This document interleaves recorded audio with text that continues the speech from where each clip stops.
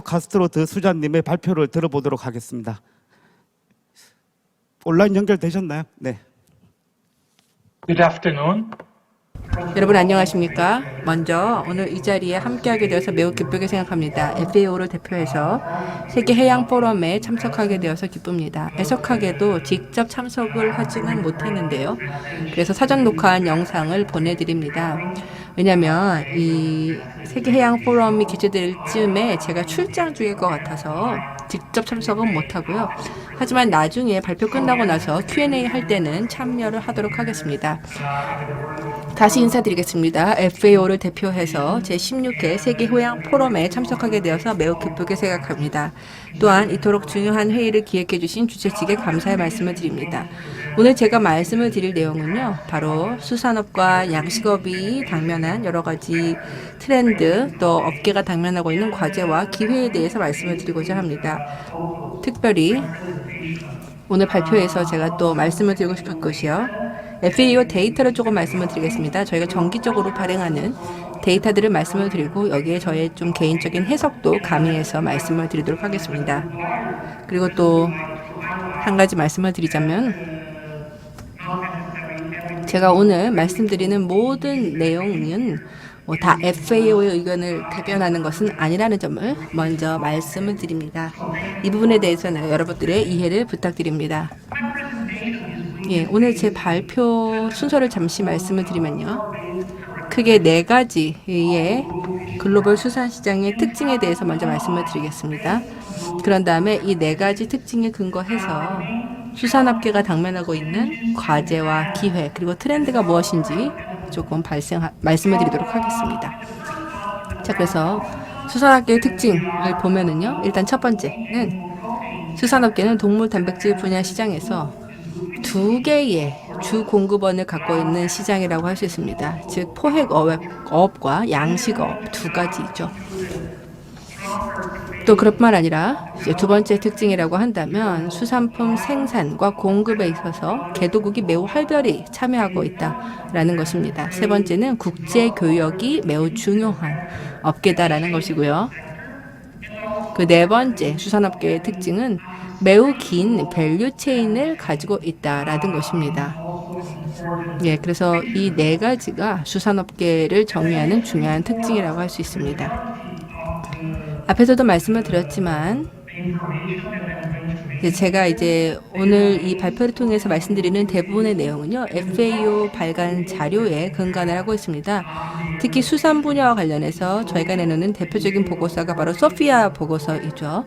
세계 수산 양식 보고서인데 2년에 한 번씩 저희가 발행을 하고 있습니다. 그래서 지난 6월에 최신판이 발표가 되었습니다. 포르투갈 리스본에서 개최됐던 해양 컨퍼런스에서 발표가 되었는데요. 매우 풍부한 컨텐츠를 담고 있습니다.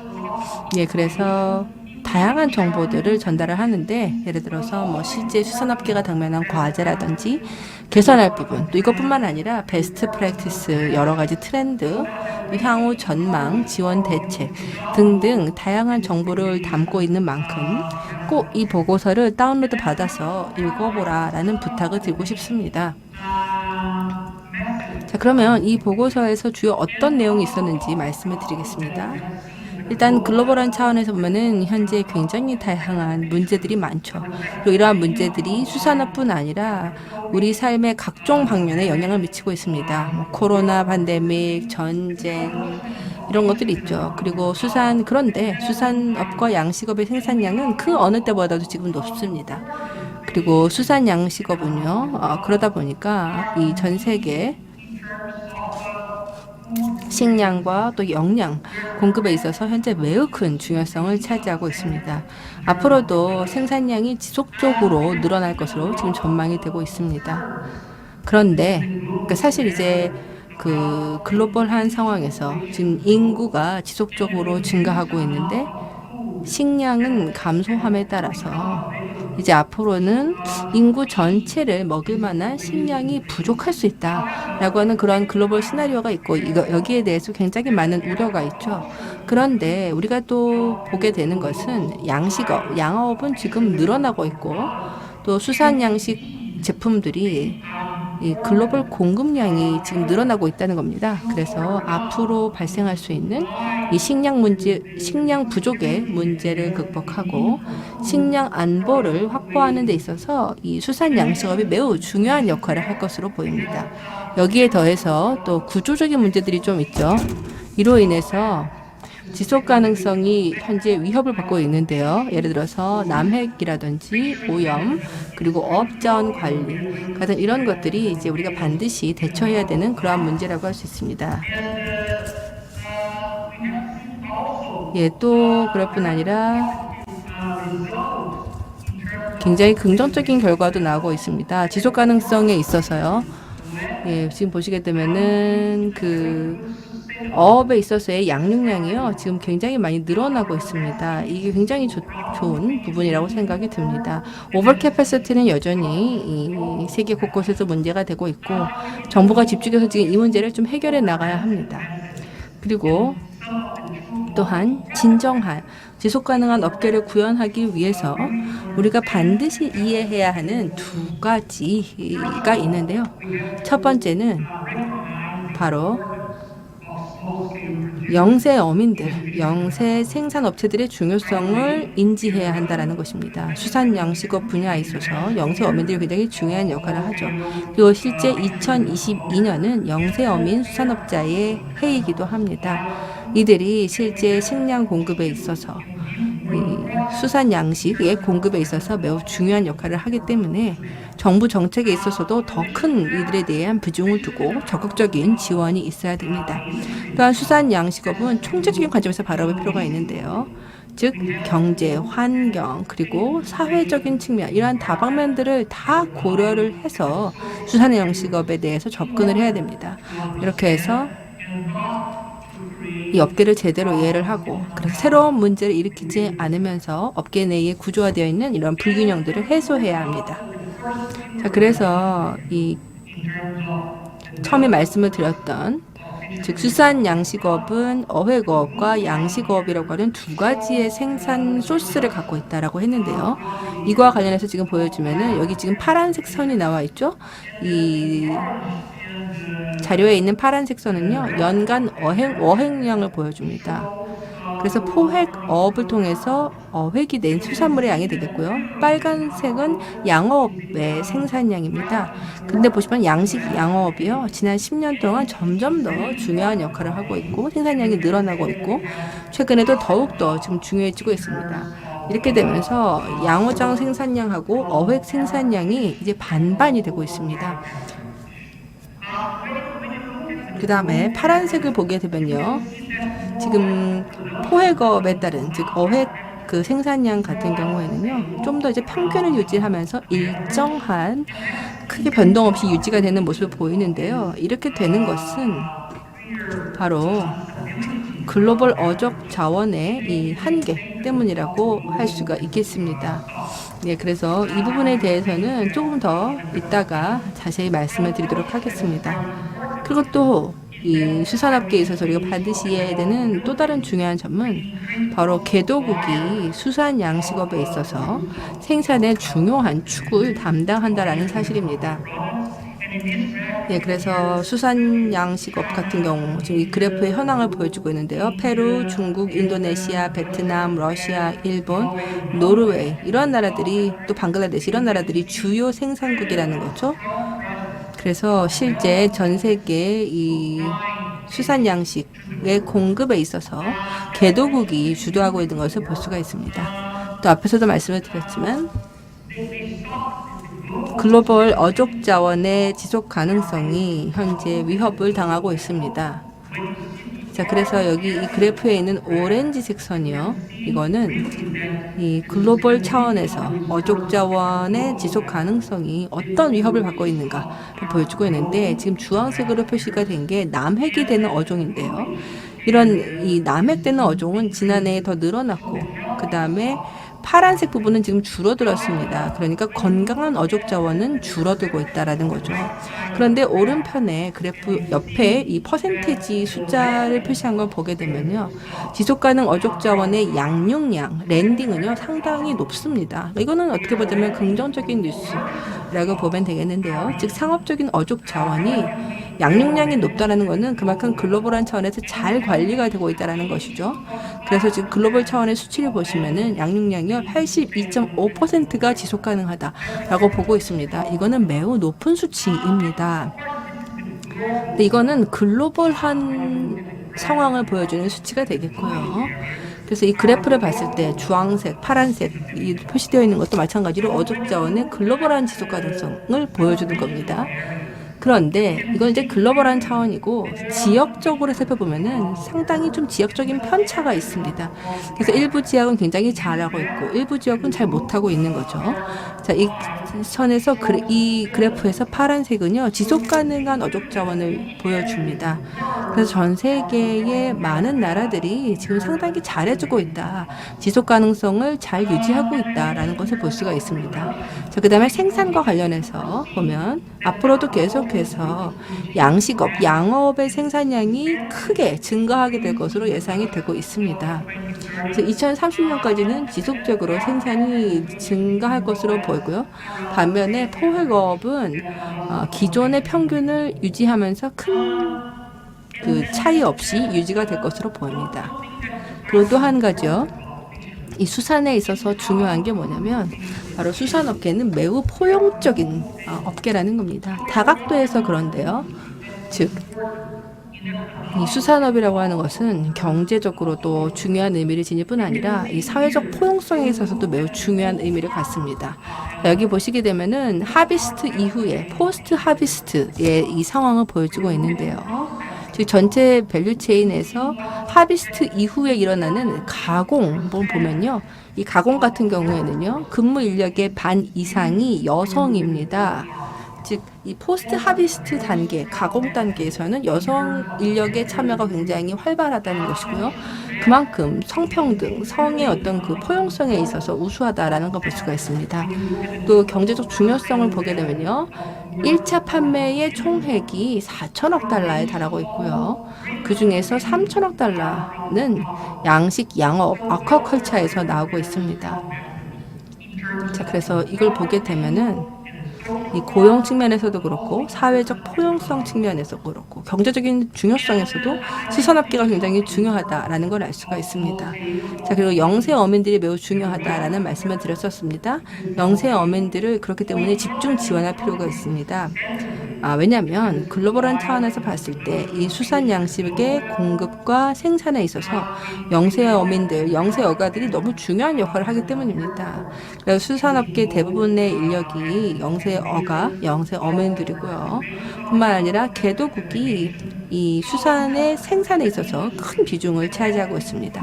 그만큼 수산업계는 매우 포용적인 사업이라고 할 수 있습니다. 사회적 포용성이 높은 거죠. 여성의 참여가 활발하고 또한 영세 어민들의 비중이 높다라는 특징이 있고 또 개도국이 생산에 있어서 공급에 있어서 크게 관여한다라는 점에서 봤을 때 이게 수산업계는 매우 포용적인 업계라고 할 수가 있습니다. 자, 거기에 더해서 이제 세 번째로 말씀을 드릴 내용은요. 바로 수산 양식업의 경우에 국제 교역이 너무나 중요하다라는 것입니다. 제가 사실 25년 전, 20년 전, 25년 전에는요, 농업 분야에 종사를 했었습니다. 그런데 이제 지금부터 보여드릴 이 수치를 계산을 하면서 제가 그때 깜짝 놀랐었죠. 이런 수치가 수산업계에서 나올 거라고는 그때 상상도 못했던 겁니다. 이 수치 자체가 너무너무 놀라웠었습니다. 자, 그래서 보시면은요, 이 수산 양식업의 글로벌 수출 물량에 있어서의 비중을 보시면은요, 되게 금액면에서 보면은요, 동물 단백질 분야에서 어업이 차지하는 그 금액이요, 소고기, 돼지고기, 가금육을 다 합친 것보다도 수출 금액이 더 높습니다. 즉 생선류라든지 이런 해산물들이요, 소고기, 가금육, 돈육 이런 걸 다 합친 것보다도 더 많은 금액으로 수출이 된다라는 겁니다. 너무 깜짝 놀랐었습니다. 그리고 또한 이 해산물 생산량의 상당 부분이 국제 교역으로 거래가 되죠. 37%가 교역으로 거래가 되고 200개 이상의 국가들이 이러한 교역에 참여를 하고 있고 이 국제 교역은 6.9%씩 성장하고 있습니다. 초반에도 말씀을 이제 드렸었는데 그래서 지금까지 이야기했던 이런 내용들, 즉 개도국이 밸류체인 내에 매우 활발하게 참여하고 있다. 또 밸류체인이 매우 길다. 영세 어민들의 비중이 높다. 국제 교역이 매우 중요하다. 이런 것들이 바로 이제 수산 양식업을 정의하는 중요한 특징이라고 할 수가 있겠고요. 양어업이 되었든 어획어업이 되었든지 간에 이러한 특징들로 인해서 다양한 기회들이 만들어지고 있지만 그러나 동시에 또 우리가 기억해야 되는 것은 바로 이러한 특징들 때문에 여러 가지 어려움도 문제도 이야기하고 있다라는 것입니다. 그래서 이 부분을 여러분들께 강조드리고 싶습니다. 또한 각 국가들의 이 상황을 보면은요. 사실 어업은요. 다른 동물 잠복지라고는 좀 완전히 다른 상황을 보여주고 있습니다. 여기 그래프가 보여주는 게 뭐냐면요. 이게 이제 지난주에 정확히 말씀을 드리면 10일 전에 네덜란드의 라보 은행에서 발표를 했던 보고서입니다. 매년 이 은행에서 이 트레이드 맵을 발행을 하는데요. 이걸 보시게 되면은 수산 양식업의 교역 흐름을 볼 수가 있습니다. 여기에서 중요한 특징이요. 바로 주요 이 해산물 생산국이 동시에 수입국이다라는 겁니다.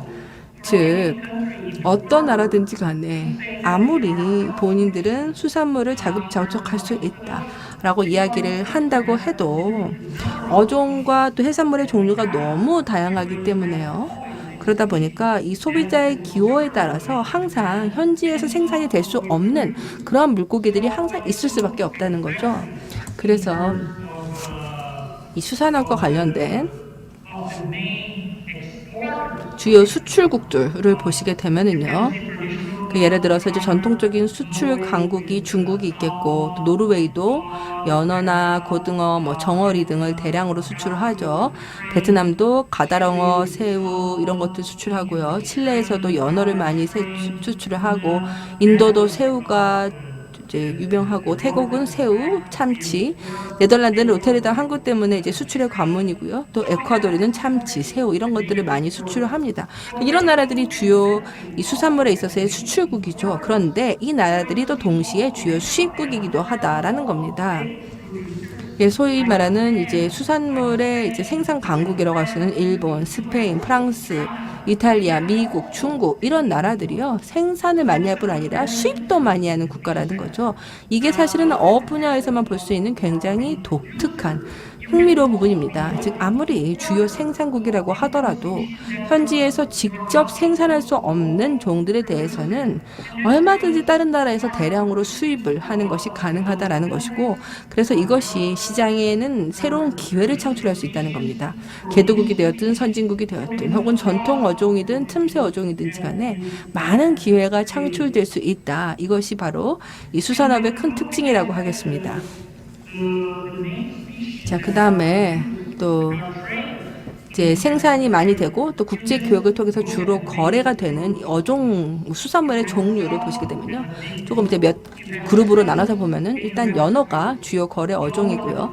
새우와 오징어도 많이 거래가 됩니다. 그러니까 국제 교역에서 3대 수산품이다. 그러면은 연어, 새우, 오징어를 둘 수가 있고요. 참치도 물론 중요한 수출품이긴 하지만 이거는 지역별로 좀 편차가 있습니다.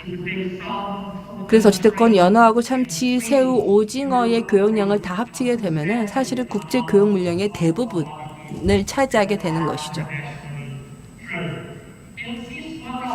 그리고 이번 컨퍼런스에서 중요한 이 수산 세션의 중요한 주제 중에 하나가 바로 FTA죠. 자, 그래서 그럼 이제부터는 이 FTA나 이러한 교역 협정에 많이 포함이 되고 있는 최근의 현대 조항에 대해서 조금 말씀을 드리겠습니다. 기존 수산업 분야의 전통 이 조항과는 조금 다른 그러한 현대적 조항에 대해서 말씀을 드리겠는데요. 즉 새로운 많은 조항들이 지금 교역 협정에 추가가 되고 있다라는 것이죠. 그래서 교역 협정을 이 협상하는 과정에서 보면은 특히 이제 아시아 국가들 같은 경우 보면은 지속 가능성 관련된 규정들을 많이 추가하고 있습니다. 뭐 어족전 관리라든지 종 다양성 보전 그리고 선박 오염 등 같은 이런 규정들이 추가가 되고 있는데요. 이게 상당히 흥미롭습니다. 사실 이러한 교역 협정이라고 하는 것은 교역 당사국 사이에 적용이 되는 거죠. 그리고 이제 이 교역 당사국들 사이에서 최혜국 대우를 보장을 해주는 건데, 즉 지금 이렇게 이제 새롭게 도입이 되는 이러한 여러 가지 현대적인 규정들을 준수하게 될 때 최혜국의 대우를 보장해 주겠다라는 겁니다. 이런 규정들은 교역과는 직접적으로 관련이 없지만 그러나 어업의 지속 가능성을 보장하는 측면에서, 즉 환경과 경제와 그리고 사회적인 지속 가능성을 보장하기 위해서 필요한 규정들이죠. 그래서 지금 보시게 되면 이런 규정들이 추가가 된다는 것 자체가 수산업계에서 포괄적인 접근 방법을 통해서 보다 호혜적인 교역 협정을 추진하는 것이다 라고 볼 수가 있습니다. 자, 그 다음에 밸류체인과 관련해서 보게 되면요, 이 수산업계는 매우 긴 밸류체인을 가지고 있습니다. 이 수산 양식업계의 이 가치사슬 밸류체인을 보시면 이게 지금 굉장히 간단하게 표현을 하고 있지만 그러나 이렇게 간단할 수도 있고 혹은 이것보다 훨씬 더 복잡할 수도 있습니다. 그러니까 솔직히 말씀을 드리면 이 수산 양식업의 현실을 반영할 수 있는 다이아그램을 만들기가 굉장히 어렵습니다. 굉장히 복잡하기 때문이죠. 하지만 어찌됐건 최대한 쉽게 설명을 드려보겠습니다. 일단은 기본적으로 이 하비스팅 이전 단계, 즉 프리 하비스팅 단계가 있고요. 그 다음에 하비스팅 단계, 그 다음에 수송, 가공, 다시 수송, 유통, 소비 이 단계로 진행이 됩니다. 이게 이제 수산 양식업계의 전형적인 밸류 체인이라고 할 수가 있겠죠.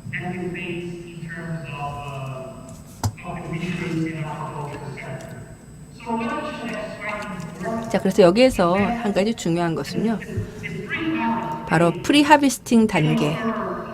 자, 예를 들어서 이제 A라는 국가에서 프리 하비스팅 단계가 일어납니다. 그런데 실제 생산은 B라는 나라에서 일어날 수 있다는 거죠. 그런 다음에 또 가공은요, C라는 나라에서 일어납니다. 그리고 유통은요, D라는 나라에서 일어난다라는 거죠. 이게 이제 굉장히 복잡성을 이야기하게 되는 겁니다. 특히 여러 나라가 이제 관여를 하게 되고 여러 다양한 인력들이 동원이 되게 되고 그렇게 되면은 이제 뭐 컴플라이언스라든지 아니면 여러 그 나라마다 다른 등록 조건 이런 것들 때문에 굉장히 복잡해집니다. 이 말씀을 드리는 게요, 왜 그러냐면 이런 복잡성이 코로나 피크 때 정말 심각한 문제를 일으켰던 겁니다. 이제 코로나 때 서로 이제 국경이 닫히게 되면서 어선에서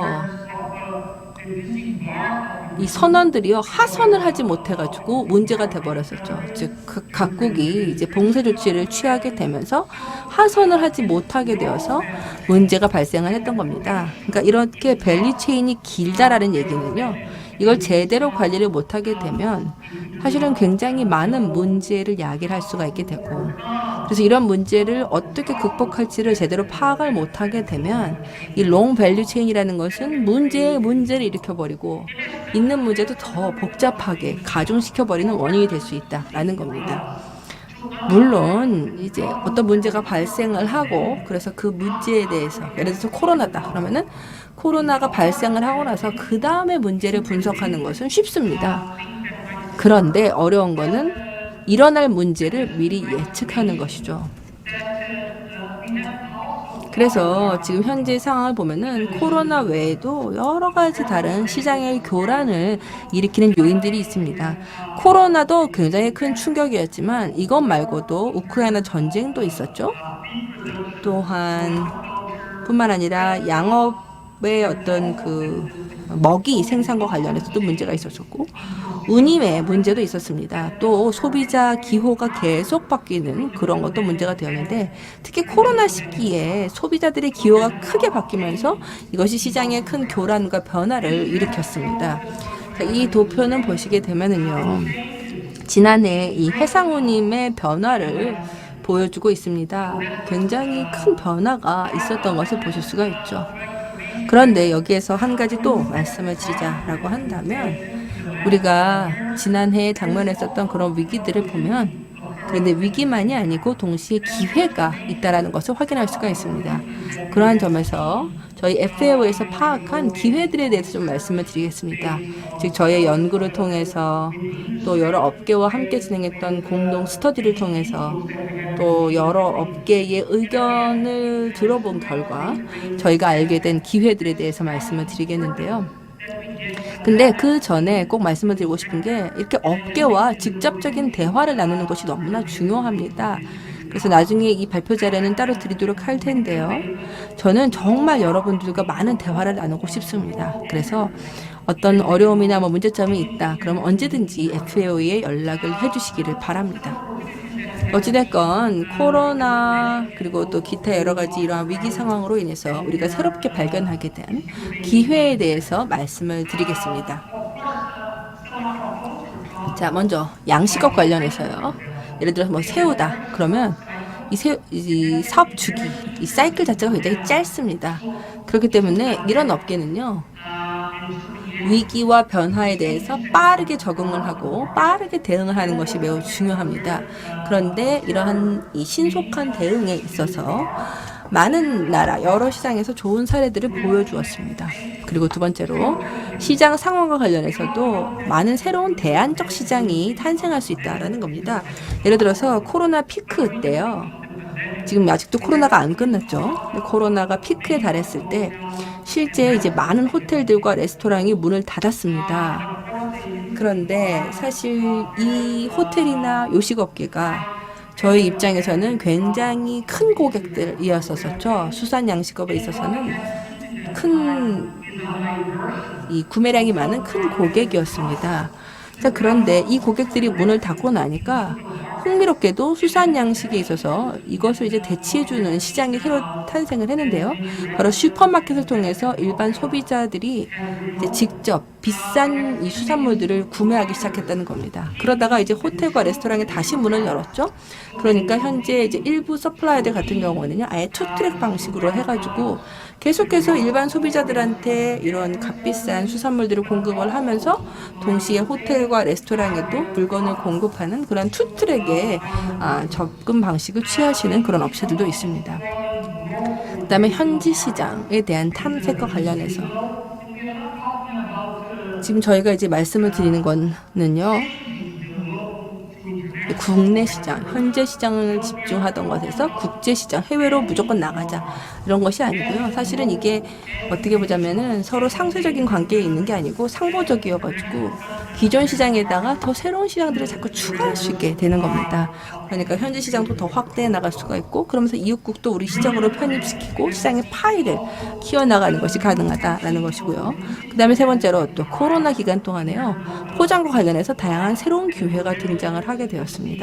즉 이러한 수산물과 관련해 가지고 새로운 포장 방식들이 등장을 하게 되면서 수산물 밸류 체인에 있어서도 다양한 신규 업체들이 편입해서 들어오고 있습니다. 또 수요를 보시면요, 수요가 많이 바뀌고 있죠. 특히 건강식품에 대한 수요가 높습니다. 그리고 이 건강식품에 대한 수요의 견인차 역할을 하는 세대가 바로 소위 MZ 세대들입니다. 또 그뿐 아니라 전통시장의 수입에 대한 니즈도 커지고 있죠. 미국도 이 수산물에 대한 수입량을 작년에 크게 증가시킨 바 있습니다. 또 이제 코로나 때 큰 유행을 했던 게요, 바로 집밥이죠. 집밥도 큰 유행이었었는데 이러한 집밥의 유행이 앞으로도 이제 계속이 되면서 수산 양식업에 있어서 중요한 시장이 될 것으로 보입니다. 즉 이걸 보게 되면 기존 시장이 새로운 시장으로 대치되고 없어져 버리는 게 아니고요. 새로운 시장이 계속해서 더 융합이 되고 더 추가가 되는 겁니다. 그래서 호텔이나 요식업에 주력을 했던 시장이었는데 이제 여기에 일반 소비자들이 들어오고 그러면서 더 시장이 커지는 그러한 모습도 우리가 확인을 할 수가 있었습니다. 자, 앞에서도 말씀을 드렸지만 미래를 우리가 예측할 수는 없죠. 하지만 정보가 우리에게 좋은 지침을 줄 수 있습니다. 그래서 정보를 기반으로 해서 변화에 잘 적응을 해나가고 또 새로운 트렌드에 잘 적응을 하고 뿐만 아니라 앞으로 발생할 수 있는 그러한 취약성을 효과적으로 줄여나갈 수가 있습니다. 그런 점에서 정보가 매우 중요하다라고 하겠는데요. 그래서 이와 관련해서 FAO의 한 가지 프로젝트를 소개하겠습니다. 바로 글로브피쉬인데요. FAO 로마 본부에서 진행하는 프로젝트이죠. 이 글로브피쉬는요, 시장 분석에 대한, 특히 주요 수산품에 대한 다양한 정보들을 제공합니다. 또한 저희는 이제 각국별로에서의 시장 특징 정보도 제공을 합니다. 여기 보시면 중국 시장의 사례가 나와 있는데요. 중국 시장의 주요 생산품, 수출품, 또 수입품 이런 것들을 다 표시해서 보여주고 있습니다. 자, 그 다음에 이 좌상단 쪽에 보시게 되면은 글로브피쉬 프라이스 대시보드가 나와 있습니다. 즉 수산물 가격을 보여주는 거죠. 이 유럽의 수산물 가격을 계속해서 업데이트해서 보여주고요. 그다음에 좌하단 쪽에 보시게 되면 링크가 나와 있는데요. 이 링크를 들어가시게 되면 이 수산물 거래와 관련된 여러 다양한 자료들을 보실 수가 있습니다. FAO에서 나오는 보고서도 있고요. 기타 국제기구들의 이러한 보고서들도 있습니다. 다시 한번 이렇게 발표할 수 있는 기회를 주셔서 감사를 드립니다. 여러분들과 함께하게 돼서 기쁘고요. 나중에 이 토론 시간에 직접 접속을 해서 여러분들의 질문도 받고 또 의견도 나누겠습니다. 한 가지만 더 강조해서 말씀을 드리자면 FAO에서 다양한 정보를 제공을 하고 있기 때문에 많이 활용을 부탁을 드리고요. 뭐 지원이 필요하다, 뭐가 궁금하다라고 하시면 언제든지 연락해 주시기 바랍니다. 저한테 개인적으로 연락을 해주셔도 되고요. 다시 한번 행사의 성공적인 개최를 진심으로 기원을 하고 주최 측에도 감사의 말씀을 드리고요. 다시금 이렇게 FAO를 초청해 주셔서 이렇게 중요한 자리에서 발표할 수 있는 기회를 주셔서 감사합니다. 예, 감사합니다. 네, 마르시오 카스트로 드 수자 선임 수상관님 발표였습니다. 제가 이 영상 녹화